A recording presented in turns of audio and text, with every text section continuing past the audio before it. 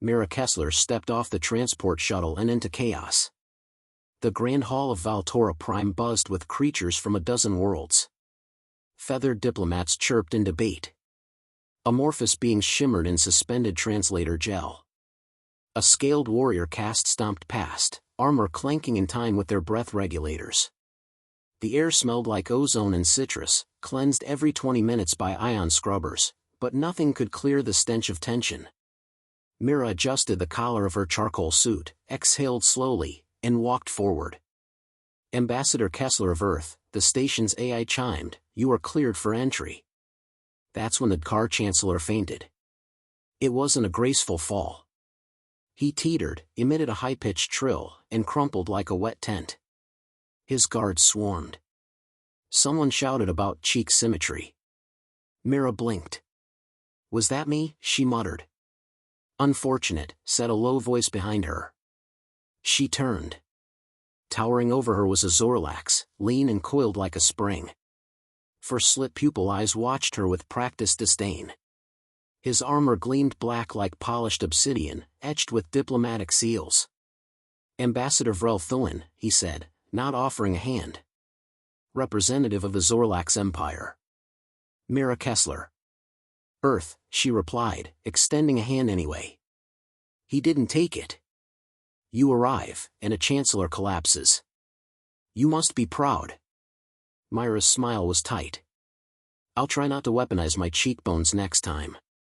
"No need. You've already destabilized a chamber."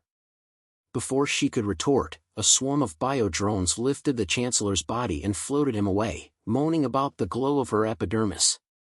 The hall dimmed to lavender lighting, Galactic Protocol 4 Incident Review in progress. Around her, alien delegates whispered, stole glances, recalibrated their translator settings. A dozen species were watching her, and not one of them looked amused. A dry clicking sound broke the silence.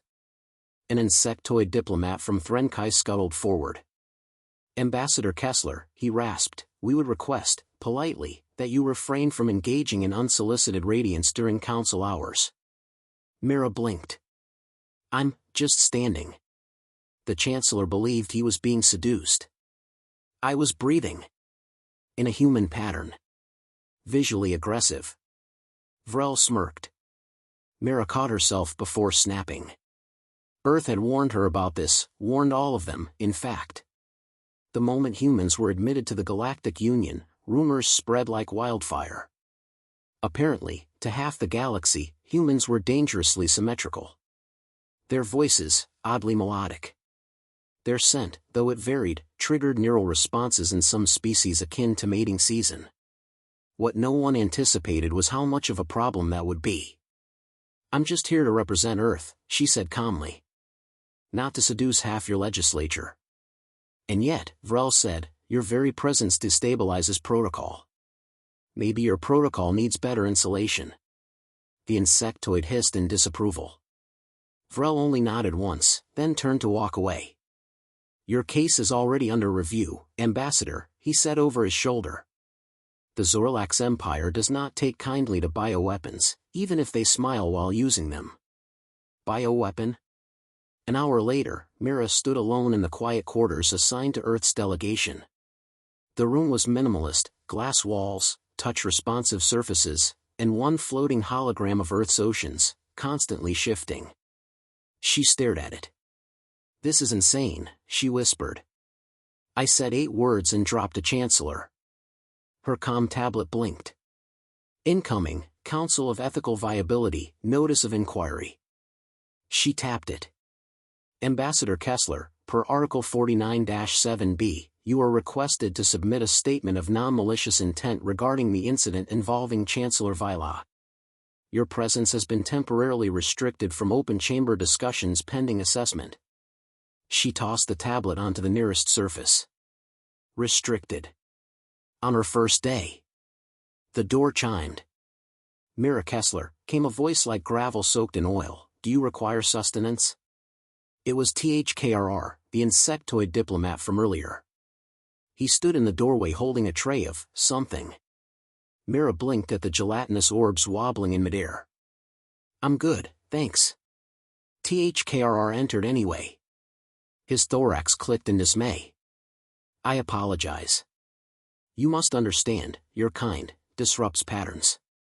Because we're pretty? Because your faces are predictable. Symmetrical. Ours are designed for adaptation. Yours trigger ancestral algorithms. Mira laughed once. So I'm a glitch? THKRR tilted his head. No. You are an anomaly. Well, thanks. I think. He clicked twice, the Threnkai sign of amusement. You are not the first human to cause such unrest. But you are the first that Vrelthulin sees as a threat. Mira crossed her arms. He thinks I'm a spy. He thinks you're a virus. That hit harder than expected. THKRR took a step closer. He's filed for review under Clause 2 of the Treaty of Biological Manipulation. Her eyes widened. That's for weaponized genetics. Indeed. Mira paced. He's building a case. Making it look like we're using beauty as a tool. To manipulate, what? Treaties? Alliances? THKRR's mandibles clicked once, almost sad. To manipulate desire. That, to Vrel, is the ultimate subversion. Mira stopped. We're not doing this on purpose. He believes intent is irrelevant. That exposure is contamination. Silence settled. Mira clenched her fists. I need access to the case files. To whatever Vrel's submitting. THKRR hesitated. That is restricted. But, unofficially, I may have seen fragments. She turned to him, her tone shifting. Help me, THKRR. If humanity is expelled, we're back to being isolated, and seen as a threat. The galaxy needs to know we're not a viral species. We're just awkwardly likable. THKRR set the tray down. I will retrieve what I can. As he left, Mira sat down and let her head fall into her hands. She wasn't a seductress. She wasn't some evolutionary trap. She was Mira Kessler. Grew up on a Martian farm dome, read alien languages like most kids read comics, and passed Earth's diplomatic trials by raw merit, not makeup. And now she was the face of a galactic scandal, because apparently, cheekbones could cause war. She opened her tablet and began typing her statement to the council. To whom it may concern, she began, I did not cause the Chancellor of Kar to faint. I merely stood in front of him with my face. If that constitutes aggression, then I request a full redefinition of war. She paused. Smiled. Then typed more. Mira sat before the Galactic Judiciary panel, spine straight, palms flat against the glowing console. The room shimmered in calming aquamarine tones, meant to reduce aggression. It wasn't working. 3 judges loomed in front of her, a translucent gelatinous entity known only as Echo, a stone-skinned arbiter from the Yaltu colonies, and a human-looking android programmed for neutrality. They reviewed her file in synchronized silence. Ambassador Kessler, the android finally spoke, multiple witnesses claim your presence caused diplomatic disruption. Can you confirm or deny using psychological stimuli to manipulate delegates? I deny everything except showing up in a suit and saying hello, Mira said calmly. And I've been told even that might be a weapon. A murmur rippled through the chamber. Echo's surface pulsed red, amused. Exhibit A, the android continued, pulling up a recording. It showed Mira entering the grand hall, shaking hands, smiling politely. One frame slowed down, zooming in on her face. The Chancellor's eyes dilated. He stuttered. Collapsed. Another clip began, this time of a Grell ambassador watching a human delegate on a screen. His breathing grew erratic. His spines flared. Exhibit B, said the android. Is this a known effect among your species? No, Mira said. Unless you count bad Tinder dates. The Yaltu judge frowned. Explain Tinder. Not relevant, Mira snapped. What is relevant is that your evidence isn't proof of intent. You're playing cause and effect based on coincidence and hormones.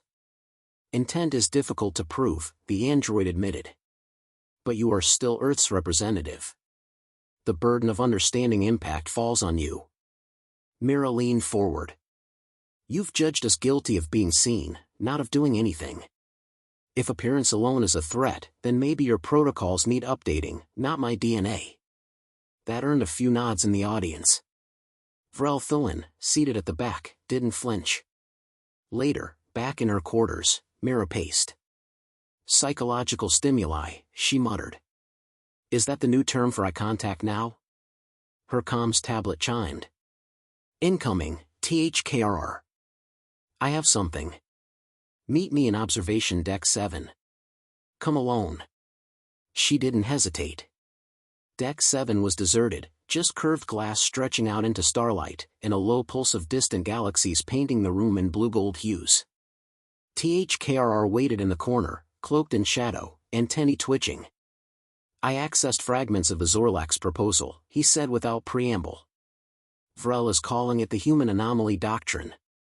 Catchy. What's in it? Manipulated footage.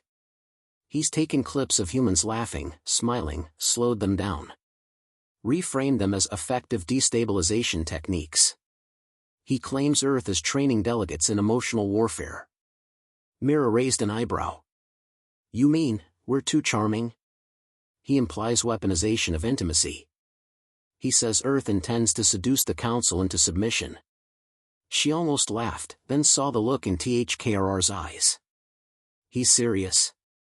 He has already convinced a faction of 7 systems. He will present the doctrine at the next vote. If it passes, humanity will be sanctioned. Mira stared out at the stars, jaw tight. This isn't about attraction, she said finally. It's fear. Vrel sees unpredictability in us, and he's twisting it into control. Or perhaps, THKRR said slowly, he sees that you can influence others, and that terrifies him. She turned to him. Will you testify? His mandibles clicked uneasily. My government is neutral. But I can show you what I found. He passed her a holocrystal. The image flickered to life, Vrel in a private chamber, speaking to his aides. They respond to the humans because they lack structure. They blur boundaries. That is contamination. If we allow this chaos to take root, order will collapse. Another clip, Vrel with a delegate from the Binary worlds. They seduce without intention. That makes them more dangerous than any known weapon. They must be contained. Mira closed her hand around the crystal. That's enough to prove intent to manipulate the Council, she said. We leak this, and he's finished. THKRR stepped back. Be cautious. Truth, in this chamber, is a blade without a handle. The next morning, Mira stood outside the Central Council chamber, waiting for the Ethics Committee to reconvene. Word was already spreading. Whispers of human doctrine clashed with rumors of Vrel's vendetta. Her comm blinked again. Incoming, Earth High Command. Do not escalate. We are negotiating privately. She ignored it. Inside the chamber, the vote loomed. A large circular table hovered under a glowing ring of archives, and around it sat representatives from 28 worlds. Mira stood at the center, hands steady. Ambassador Vrel Thulin stood opposite her. The Zorlax Empire submits the following proposal, Vrel announced, to formally review and suspend Earth's participation in the Galactic Union, pending assessment of biological influence. He tapped his device. Dozens of video clips played, Mira smiling at a greeting, another delegate laughing at a joke, a slow-motion handshake. Music overlaid in minor chords to paint them sinister. The evidence is clear, Vrel said, cold. Humans deploy affection as misdirection. Their neural patterns induce confusion. Their faces, designed to invoke empathy. They are a tactical virus. Mira waited. Then she stepped forward. Permission to respond. The android nodded. Granted. She pulled the holocrystal from her sleeve and placed it on the console. Vrel stiffened. The chamber dimmed. His private conversations lit the air. They seduce without intention. That makes them more dangerous. Silence followed. A long one. Mira looked around. You want to accuse us of manipulation? This is your evidence being twisted against you. You fear us not because of what we do, but because you don't understand why others react to us. A deep rumble echoed from the Altu judge. You speak of misunderstanding. And yet, Mira didn't flinch. I came here to negotiate treaties, not trigger crushes. But I won't apologize for being human. If you ban us for being liked, what does that say about your democracy? The insectoid judge nodded once. Well reasoned. Vrel hissed. This is Earth's deception at its peak. No, Mira said, stepping back. This is me. Mira Kessler. One face. One voice. And right now, it's speaking truth. If that terrifies you, then maybe you were never ready for unity at all. The council voted. 14 opposed Vrel's motion. 9 supported. 5 abstained. The proposal failed. Back in her quarters, Mira stared at the crystal. Earth was safe, for now. Her comm buzzed again.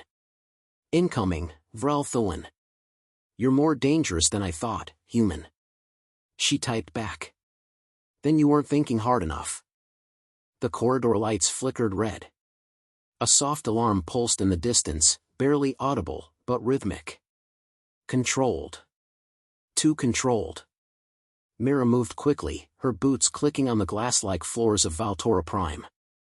Her quarters had been flagged for unauthorized surveillance, and if that meant what she thought it did, Vrel wasn't done yet. She turned the corner and entered the restricted east wing. A security drone scanned her ID and floated aside. Clearance accepted. Be advised, unauthorized broadcasting detected in this sector. Mira exhaled through her nose. Yeah. I figured. Inside, THKRR crouched beside a disabled wall panel, his clawed fingers delicately manipulating an exposed fiber cluster. You found it? She asked. THKRR's antennae twitched. A direct uplink to an off-world relay. Zorlak's signature encryption. He's transmitting selective council footage to outer factions. Let me guess, edited to make Earth look like it's seducing the galaxy into collapse. THKRR nodded grimly. He's building public pressure. If the council won't expel humanity, the fringe factions might act independently. Myra's throat tightened. Which means he's not trying to win the vote anymore, she murmured. He's trying to incite a war. An emergency session convened within the hour. Ambassador Vrel Thulin stood in the chamber like a man who had already won. Calm, precise. A politician wielding fear like a scalpel. Broadcasts are spreading across 4 sectors, the android judge announced. Ambassador Thulin, you are accused of undermining intergalactic cohesion through unauthorized psychological propaganda. I do not deny it, Vrel said, voice smooth. The council failed to act. My people have a right to defend their minds against destabilizing species. He turned, eyes boring into Mira. Earth's representatives continue to exert irregular emotional influence. You've all felt it. Laughed when you meant to argue. Trusted when you meant to doubt. What weapon is more dangerous than unearned affection? The room darkened. Vrel raised a hand. A new clip played overhead, spliced footage of Mira smiling at THKRR, slow and dreamlike, set to haunting music. It wasn't real. But it was effective. The delegates fidgeted. Some avoided her eyes. Others looked, unsure. Mira stepped forward. You want to talk about weapons? She asked, calm but cold. Let's talk about yours. She tapped a crystal to the console. Vrel's voice rang out. They seduce without intent. That makes them more dangerous than any known weapon. She looked around. This wasn't about unity. It was never about ethics. Vrel used fear of attraction, something involuntary, to justify a calculated campaign to isolate us. He recorded private rooms. Manipulated footage. disseminated it across neutral zones. That's not security. That's sabotage. She held up a report. And here's confirmation from 3 planetary networks. The Zorlax Empire funneled disinformation to fringe warlords, implying Earth was using pheromone-based control. THKRR stepped beside her. Which was a lie. The chamber shifted. No one spoke. Finally, the Al-2 judge leaned forward. Ambassador Thoen, what is your defense? Vrel's tone was clipped. The evidence is real. The emotions are real. Whether intentional or not, Earth is influencing the minds of delegates, undermining logic with affection. That is contamination. Mira didn't blink. So we should exile people for being liked? Vrel's eyes narrowed. We should exile those who cannot be trusted to exist without altering others. That's not security, Mira said. That's tyranny. A soft tone sounded. The android judge rose. Per Union protocol, immediate vote, motion to censure the Zorlax delegation for inciting destabilization. Motion to absolve Earth of biological interference. All in favor, cast. The light dimmed. Silence fell. One by one, hands and appendages lifted. 21 in favor. 4 against. 3 abstained. Vrel didn't move. He just stood there, unreadable. Then, without a word, he turned and walked out. Later, Mira sat alone in the Arboretum dome. Real trees, Earth trees, grew here. Maple, pine, even a single, struggling cherry blossom. Above her, the twin stars of Lyros burned gold and white in the dark. THKRR joined her, offering a steaming cup of something vaguely citrusy. You stood in a storm and didn't flinch, he said. She smiled weakly. I flinched. Just, internally. He set the drink beside her. You've earned more than survival. You've earned presence. Influence. Respect. She didn't answer right away. When I came here, I thought I was just a voice for Earth, she said softly. Now I realize I'm the face of something the galaxy didn't expect. We don't look like threats. We don't act like conquerors. But that's exactly why they're afraid. Because you remind them, THKRR said, of how quickly hearts can turn. Mira looked up. It won't stop here. There'll be others like Vrel. Other fears. Other labels. Then keep speaking, he said. Not because you are feared. But because you are understood. As she packed her case to return to Earth's moon station, her comm buzzed one last time. Incoming, Counselor Drex of the Ulari Collective. Ambassador Kessler, after today's vote, I reviewed the human physiological profile. I must admit, you are symmetrical. But your clarity is what struck me. You were never the danger. But you made us realize, we are. Thank you. She read the message twice, then closed the screen. Outside the viewport, Valtora Prime drifted slowly beneath twin suns. Humanity had just become a problem the galaxy couldn't ignore. Not because they were dangerous. Because they were impossible to predict. And sometimes, impossible to resist. The invitation came wrapped in silence. A silver strip of photon-reactive film slid under Mira Kessler's door while she slept. No signature. No message. Just coordinates and a timestamp burned into its surface. Galactic Standard 1900 hours. Location, Deck 47, Restricted Diplomatic Wing. Unauthorized for Earth representatives. Which meant someone didn't want this in the logs. By 1858, Mira was already waiting in the shadows. The corridor pulsed with ambient light from the ceiling, tracking her presence. No footsteps, no voices, just the low, constant hum of the station's power grid. She hadn't notified Earth High Command. She hadn't told THKRR either. Whatever this was, it came from someone who knew she'd still be listening, even after surviving Vrel's campaign. At exactly 1900 hours, the door slid open. Inside stood a woman in deep violet robes stitched with electromagnetic threading, glowing faintly at the hems. She had thin eyes, no irises, and a pair of intricate data tendrils woven into the sides of her scalp like ceremonial braids. "I'm Counselor Aaron Voss," she said. "Hulari Collective. May I speak with you privately?" Mira didn't move. "You already are." Aaron gestured to a levitating bench. Mira sat without breaking eye contact. "I've read your file," Aaron began. "Watched the proceedings. Vrel failed. You succeeded. But the ripples haven't stopped. 6 interlinked systems are now debating conditional restrictions on future human envoys." Mira folded her arms. "Based on what? Uncomfortable attraction? Based on fear of cultural volatility. You didn't seduce them, Ambassador. But you shifted them. That scares entire worlds. Then maybe they shouldn't be diplomats." Aaron nodded, almost amused. "You sound more like a general than an ambassador." That wasn't a compliment. No, it was a warning. She paused, then leaned forward slightly. "Have you considered that Earth may not be prepared for what it started?" Mira tilted her head. "You think we started something?"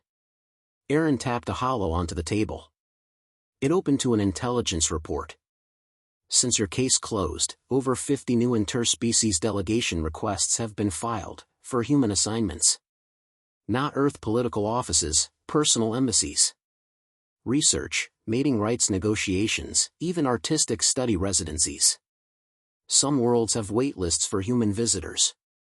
Mira blinked. "We're being requested? Like collectors request rare instruments. Or volatile artifacts." The words landed hard. Aaron gave her a long look. "You're no longer seen as a diplomatic novelty. You're a movement. And that scares the Union." Aaron nodded. "They don't know whether to protect you, or contain you." Back in her quarters, Mira replayed the conversation over and over. A movement. She didn't ask to become a symbol. She didn't sign up to be the face of genetic politics. All she'd done was represent Earth, defend it, and, unintentionally, ignite a debate about how humans fit into the galactic order. And now? Now the galaxy was watching them not like an oddity, but like a trend. Her comm buzzed again. "Incoming, THKRR. Ambassador. There's been an incident." The scene was controlled but tense. An Elvari artist, 6 limbs, sky blue skin, fluid vocal tones, stood in the guest quarters of the Corran delegation, holding a hologram of a human singer. "I merely listened," they said. "And I felt altered. Not just emotionally. Biologically." They turned to Mira. "Do you have any idea what that means to a species that's emotion suppressed by design?" "No," Mira said carefully. "But I'd like to." The Corran representative stepped in. "This is becoming pattern, not coincidence." Mira looked at them all. "This isn't a virus. It's curiosity. We didn't arrive to overwhelm. You opened the doors. We walked in." The artist looked down. "And now we can't unsee you." Mira took a breath. "Then maybe it's time we stopped pretending unity means comfort." The following day, Mira submitted a formal proposal to the Ethics Committee. Subject: Intercultural Adjustment Protocols for High-Effect Species. It outlined new training programs, emotional buffer zones for diplomatic environments, consent-based exposure protocols, and an offer: Earth would fully fund orientation centers to teach others how to engage with humans without fear. The message wasn't submission. It was control. Not of others. Of themselves. And that changed the conversation. 2 weeks later, Mira stood on a new platform, this one Earth-funded, inside the Valtora Prime Annex wing. Hollow banners rotated slogans in 20 languages. Not a distraction. Not a weapon. Just human. Delegates gathered in cautious curiosity. She stepped forward, not to defend her species this time, but to explain it. "We're imperfect. Our laughter can be too loud. Our faces can read like invitations when they aren't. We feel fast. We connect hard. We break and rebuild over and over. She paused, scanning their faces. But that's not chaos. That's choice. You don't need to fear what humans awaken. You only need to choose how to understand it. The speech wasn't long. But it was enough. Later, she stood alone by the viewport, watching diplomats mingle with human cultural liaisons, sharing meals, stories, music.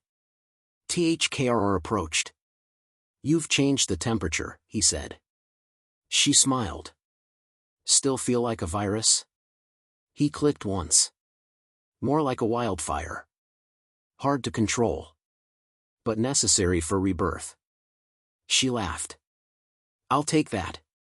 That evening, Myra's final message from her tenure arrived in a sealed archive. From Counselor Aaron Voss. "The charm offensive isn't over. But now it's no longer an accident. The galaxy needed a reason to evolve. You gave it one. Welcome to the future, Ambassador Kessler. Let's hope we're all attractive enough to survive it." Mira closed the file. This wasn't the end. It was the beginning of Earth's influence, not with weapons, not with war. But with something far more powerful. Presence.